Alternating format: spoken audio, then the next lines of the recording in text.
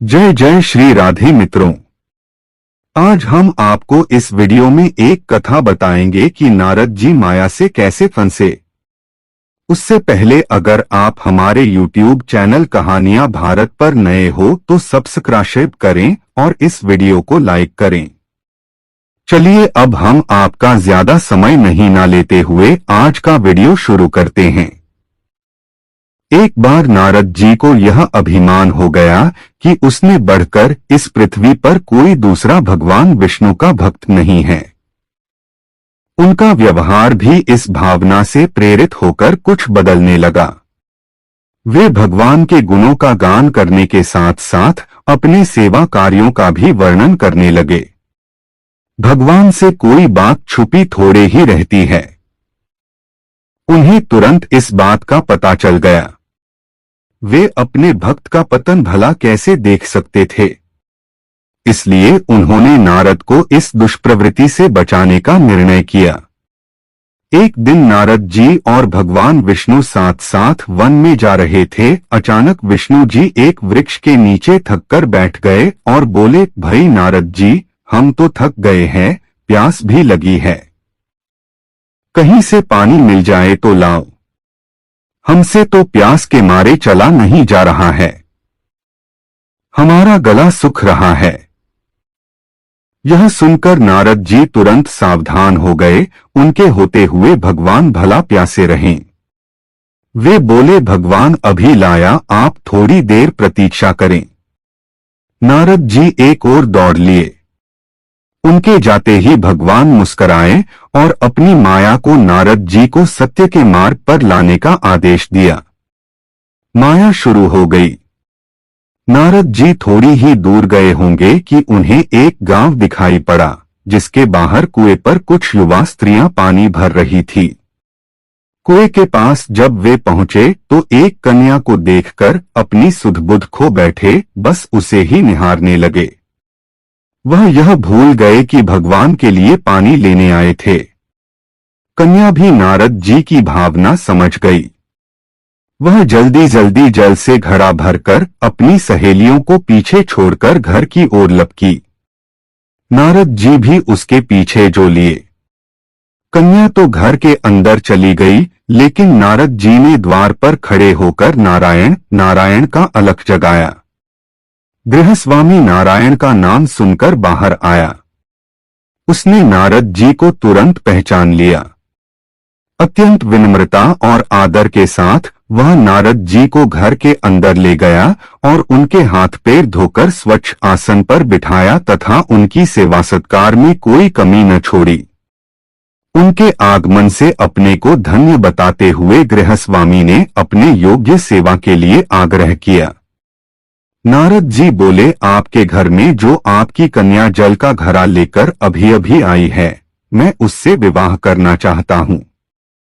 नारद जी की बात सुनकर गृहस्वामी एकदम चकित रह गया, लेकिन उसे प्रसन्नता भी हुई कि मेरी कन्या एक ऐसे महान योगी तथा संत के पास जाएगी।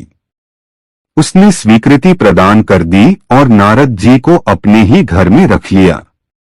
2-4 दिन पश्चात शुभ मुहूर्त में उसने अपनी कन्या का विवाह नारद जी के साथ कर दिया तथा उन्हें गांव में ही उतनी धरती का टुकड़ा दे दिया, खेती करके वे आराम से अपना और अपने परिवार का पेट भर सकें। अब नारद जी की वीणा एक खूंटी पर तंगी रहती, जिसकी ओर उनका ध्यान बहुत कम जाता। अपनी पत्नी के आगे नारायण को वे भूल गए। दिन भर खेती में लगे रहते। कभी हल चलाते, कभी पानी देते, कभी बीज बोते तो कभी निराई गुड़ाई करते। जैसे जैसे पौधे बढ़ते उनकी प्रसन्नता का पारावार न रहता। फसलें हर वर्ष पकती कटती, अनाज से उनके कोठार भर जाते। नारद जी गांव के एक संपन्न किसान माने जाने लगे। वर्ष दर वर्ष बीतते चले गए और नारद जी की गृहस्थी भी बढ़ती चली गई। 3-4 लड़के लड़कियां भी हो गए। अब नारद जी को एक क्षण की भी फुर्सत नहीं मिलती थी। वे हर समय बच्चों के पालन पोषण तथा पढ़ाई लिखाई में लगे रहते अथवा खेत में काम करते रहते थे। अचानक एक बार तेज बारिश हुई, जिसने कि दिनों तक बंद होने का नाम ही नहीं लिया। बादलों की गरज और बिजली की कड़क ने सबके हृदय में भय उत्पन्न कर दिया। मूसलाधार वर्षा ने गांव के पास बहने वाली नदी में बाढ़ की स्थिति पैदा कर दी। चारों ओर पानी ही पानी फैला गया। कच्चे पक्के सभी मकान ढहने लगे। घर का सामान बह गया। पशु भी डूब गए। उनके व्यक्ति मर गए।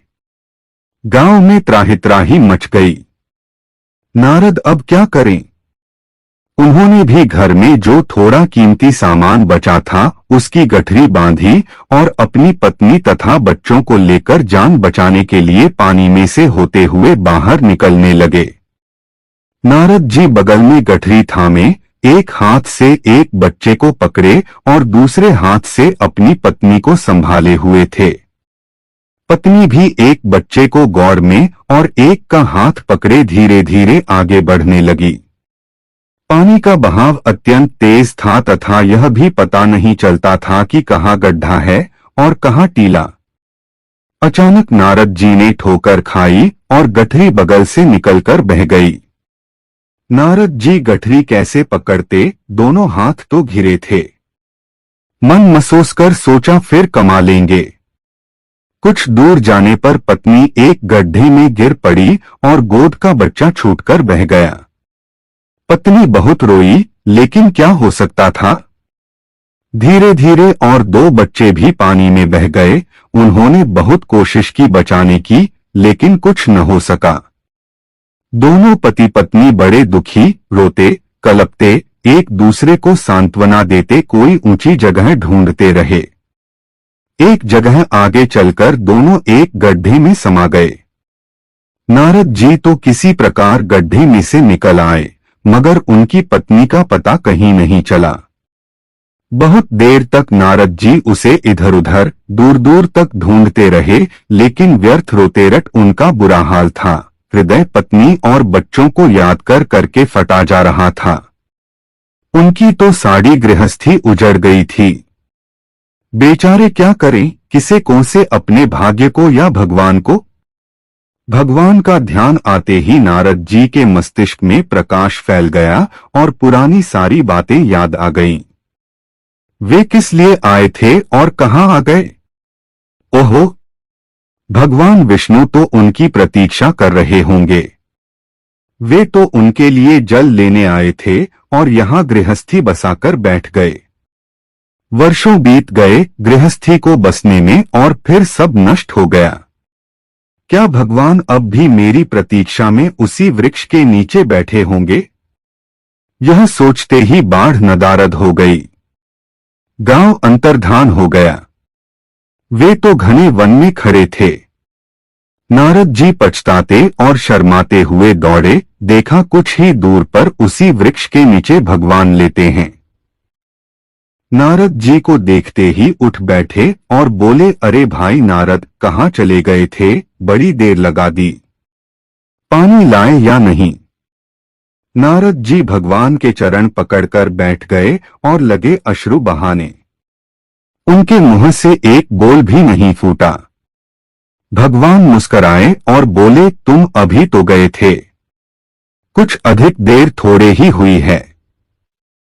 लेकिन नारद जी को लगा था कि वर्षों बीत गए। अब उनकी समझ में आया यह सब भगवान की माया थी, जो उनके अभिमान को चूर चूर करने के लिए पैदा हुई थी। वे सोचने लगे, उन्हें बड़ा घमंड था कि उनसे बढ़कर त्रिलोक में दूसरा कोई भक्त नहीं है। लेकिन एक स्त्री को देखकर वे भगवान को भूल गए। उसको पछतावा होने लगा और उनका घमंड जरा सी देर में ढेर हो गया। वे पुनः सरलता और विनय के साथ भगवान के गुण गाने लगे। अब हम आज का वीडियो को समाप्त करते हैं और तब तक के लिए जय जय श्री राधे।